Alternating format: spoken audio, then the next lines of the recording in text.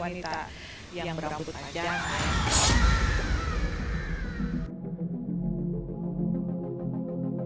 Sebagai bangsa besar yang memiliki ragam budaya, Indonesia tumbuh berdampingan dengan mitos yang sudah ada sejak lama. Muncul dan berkembang dari mulut ke mulut, berbagai mitos muncul mewarnai zaman. Beberapa di antaranya adalah anak gadis dilarang duduk di depan pintu, lantaran dipercaya akan susah mendapat jodoh. Lalu bila menyapu tidak bersih, akan mendapat suami berewokan. Atau yang paling sahor adalah tidak boleh tidur di saat maghrib. Meski zaman sudah modern, namun nyatanya para orang tua masih sangat percaya akan berbagai mitos tersebut. Mitos tak boleh tidur saat maghrib pun memiliki arti negatif dan dipercaya akan ada hal buruk menimpa. Bahkan ada pula yang menyebut bila tidur saat jam peralihan sore ke malam akan ada hal mistis atau makhluk tak kasat mata yang mendampingi. Benarkah demikian?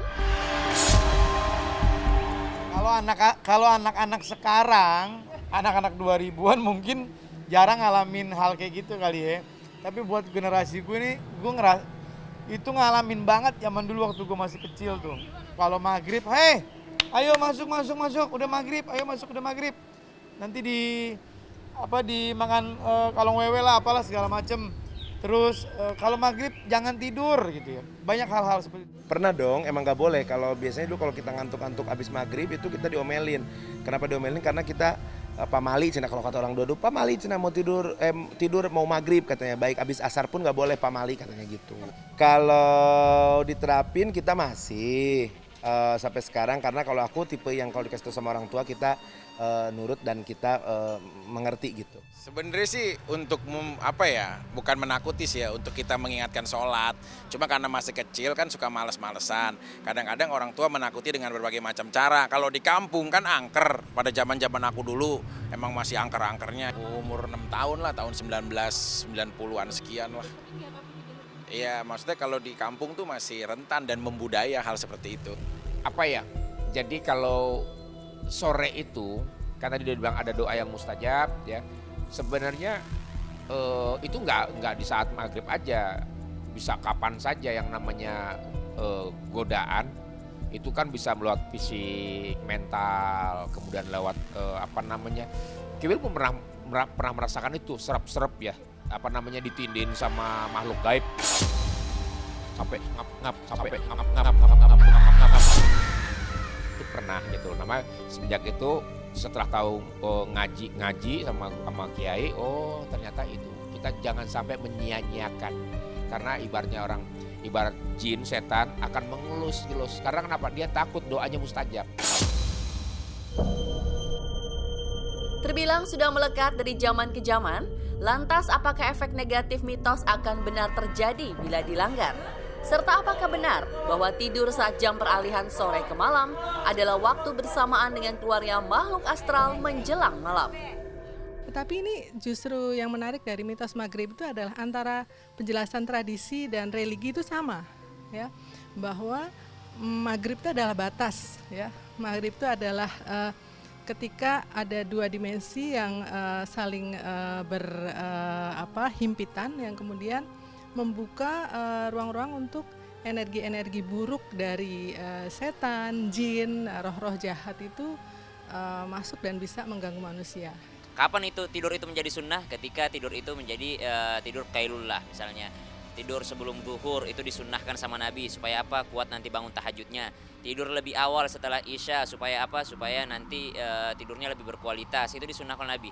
Bisa menjadi tidur yang makruh, yang tidak bagus, yang tidak disenangi oleh Nabi. Termasuk diantaranya tidur setelah maghrib. Ya, bisa juga tidur itu menjadi tidur yang haram. Tidur apa? Tidur pas waktu sholat. Lalu sholatnya kelewatan gitu ya. Sengaja dia nungguin pas azan baru tidur gitu kan. Jadi kelewatlah sholatnya. Nah itu dia. Jadi tidur itu sebenarnya perkara yang boleh-boleh saya dilakukan. Nah terkait waktu maghrib banyak hantu, banyak setan.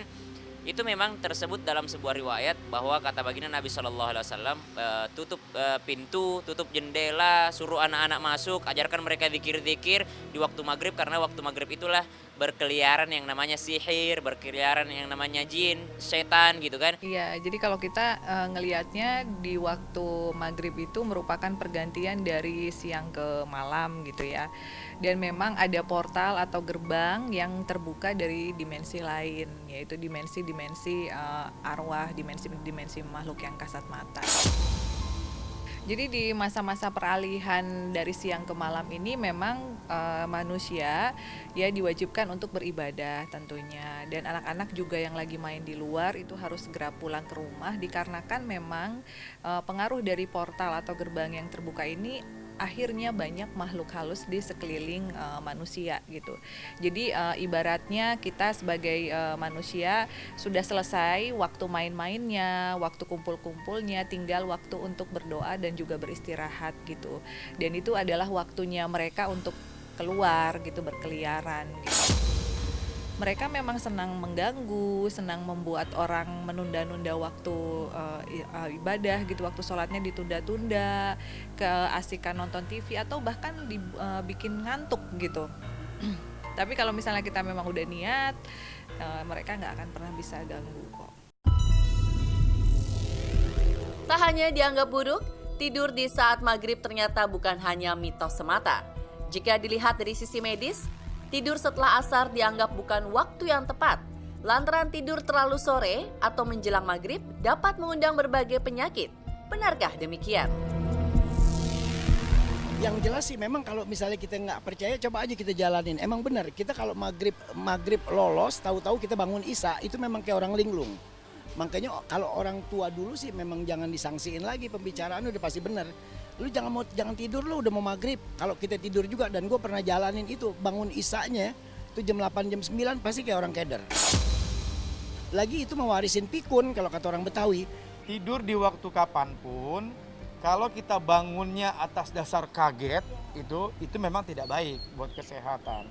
Mau tidur jam berapapun, kalau kita bangunnya normal, biasa, itu menurut kesehatan pastinya baik.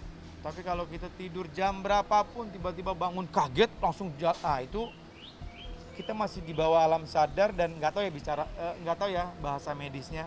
Terkait pertanyaan tidur sore itu, sebenarnya di tubuh kita tuh ada otak ya, yang ada beberapa neuron yang mengatur circadian rhythm ya, atau ritme circadian, biological clock gitu ya, jam biologis, yang sebenarnya tidur itu paling optimal disetting memang untuk malam hari ya, karena nanti ada hormon-hormon tertentu seperti melatonin, kerja dari hipokretin, oreksin yang lebih baik untuk kemudian pagi hari itu fresh dan bisa ikut kegiatan, atau bahkan bisa bangun di tengah malam misalnya untuk ibadah dan seterusnya. Secara harafiah, mitos merupakan kepercayaan yang diwariskan secara turun-temurun, sehingga banyak yang menganggap sebagai sebuah kebenaran. Meski mitos acap kali dianggap tak masuk akal dan logika, namun di balik itu semua, nyatanya memiliki arti yang tertanam di dalamnya. Lantas, seperti apa seharusnya kita menyikapinya? Ya, biasanya kan mitos itu muncul dari ketidakmampuan manusia untuk menjelaskan sesuatu yang tidak dia pahami. Nah, dalam hal ini maghrib itu kan mengubah dari siang ke malam, dari terang ke gelap. Jadi ketika matahari tenggelam itu gelap, dan itu membuat manusia merasa tidak berdaya dan berada dalam ketakutan. Nah, itulah yang kemudian memunculkan mitos ada yang tidak baik ini di dalam situasi maghrib, sehingga kita harus hati-hati. Saya kira itu. Jadi mungkin meskipun saat ini ya udah di zaman modern, banyak sekali orang-orang yang masih sangat percaya dengan mitos bahwa kesialan dan gangguan dari makhluk halus itu akan datang kalau kita tidur di saat maghrib gitu. Dan itu bukan hanya sekedar mitos, banyak sekali orang yang sudah pernah merasa erep-erep, diganggu, atau mungkin sial di saat dia tidur pada saat maghrib. Nah itu tadi hanyalah pendapat dari saya ya, dari Furi, karena benar atau tidaknya itu hanyalah ketentuan dari Tuhan yang Maha Kuasa ya. Jadi hanya Tuhan yang Maha Kuasa yang tahu segala sesuatu hal yang berlaku di muka bumi ini. Jadi minta maaf kalau misalnya ada kekurangan. Ya pemirsa, terlepas dari benar atau tidaknya mitos yang sudah ada sejak lama, namun tak ada salahnya bila kita tetap patuh pada petuah orang tua sebagai pedoman untuk menjalani hidup yang baik dan benar.